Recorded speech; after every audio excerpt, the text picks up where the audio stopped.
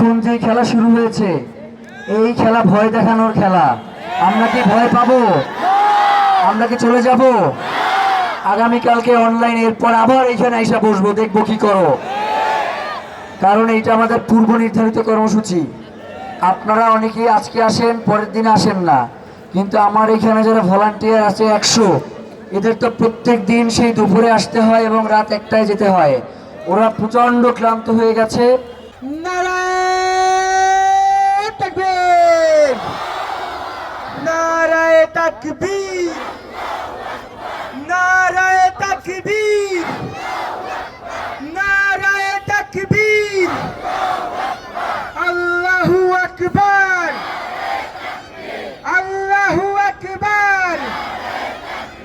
ইনকিলাব, ইনকিলাব, ইনকিলাব, ইনকিলাব, ইনকিলাব, ইনকিলাব, জিন্দাবাদ, জিন্দাবাদ, জিন্দাবাদ। সুরাহা আসলে কেন হচ্ছে না অ্যাকচুয়াল রিজন তো বলতে পারবো না।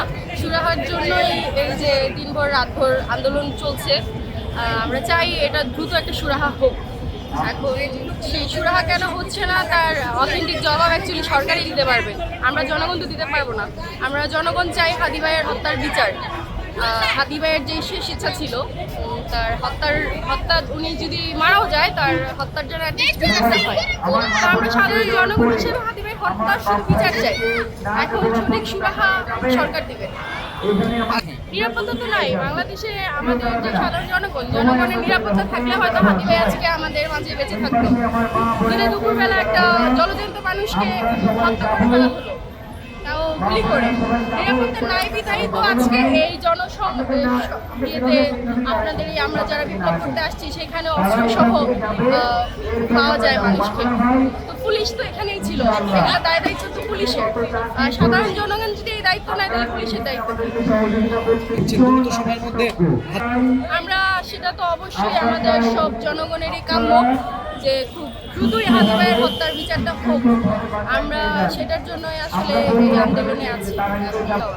হাদি ভাইয়ের হত্যা বিচারের জন্য দেখেন, আমি নন পলিটিক্যাল মানে কোনো সংগঠনের সাথে যুক্ত নই। আমি শুধুমাত্র হাদি ভাইকে ভালোবেসে এখানে আসছি।